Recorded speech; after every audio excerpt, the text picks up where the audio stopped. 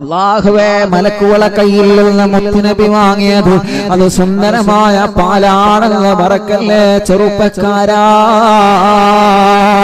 ഉടനെ തന്നെ ജിബ്രീൽ അലൈഹിസ്സലാത്തു വസ്സലാം പറയുകയാ, ശരിയാണ് നബിയേ, നിങ്ങൾ തിരഞ്ഞെടുത്തത് ശരിയാണ് നബിയേ, നിങ്ങൾ തിരഞ്ഞെടുത്തത് ശരിയാണ് നബിയേ, നിങ്ങൾ തിരഞ്ഞെടുത്തത് ശരിയാണ് നബിയേ. ആ പാല് തിരഞ്ഞെടുത്തത് കൊണ്ട് തങ്ങളെ അത് തങ്ങളെ ഉമ്മത്തിന് തങ്ങൾ പാഠമാണ് തങ്ങളെ. പാലിന് പകരം കല്ല് തെരഞ്ഞെടുത്തില്ലല്ലോ, അത് ഹറാമാണെന്ന് തങ്ങൾ ഈ മാർഗത്തിലൂടെ പഠിപ്പിക്കുന്നു തങ്ങളെ. യാ റസൂലല്ലാഹ്, തങ്ങളെ തെരഞ്ഞെടുത്തത് ശരിയാണ് തങ്ങളെ, തങ്ങൾ തെരഞ്ഞെടുത്തത് ശരിയാണ് റസൂലേ.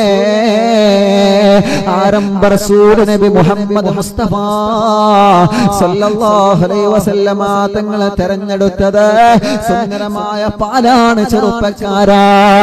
പ്രവാചകന്റെ മുമ്പിൽ മലക്കുകൾ കല്ല് കൊണ്ട് കൊടുത്തുവല്ലോ, മുത്തുനബി അത് മാറ്റിവച്ചില്ലേ, നബി സല്ലല്ലാഹു അലൈഹി വസല്ലമ തങ്ങൾ അത് മാറ്റിവച്ചില്ലേ. എന്തിനാണ് മോനെ അന്ന് മുത്തുനബി ആ കല്ല് മാറ്റിവെച്ചത്? എന്തിനാണെന്നറിയോ എന്റെ ചെറുപ്പക്കാരാ?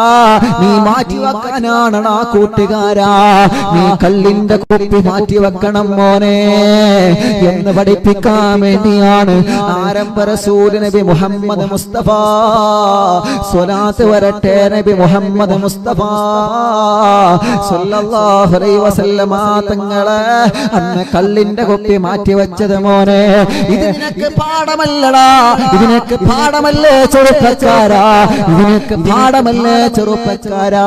അറിവിന്ദിലാവ് കേൾക്കുന്ന ജനസാഗരങ്ങളോട് സ്നേഹത്തോടെ ഓർമ്മപ്പെടുത്തുകയാൽ എന്റെ പ്രഭാഷണം മുസ്ലിമീങ്ങളും അമുസ്ലിമീങ്ങളൊക്കെ കേൾക്കുന്നുണ്ടല്ലോ. മുസ്ലിമീങ്ങളും അമുസ്ലിമീങ്ങളുമായ സഹോദര സഹോദരിമാർ ഒരുമിച്ച് നിന്ന് കേൾക്കുന്നുണ്ടല്ലോ. അല്ലാഹുവേ, വിനയത്തോടെ പറയുകയാ, ജീവിതം നശിപ്പിക്കുന്ന ഒരു പാനീയമാണ് കള്ള് എന്നുള്ളത്, ആരോഗ്യം നശിപ്പിക്കുന്ന പാനീയമാണ് മദ്യമെന്നുള്ളത്.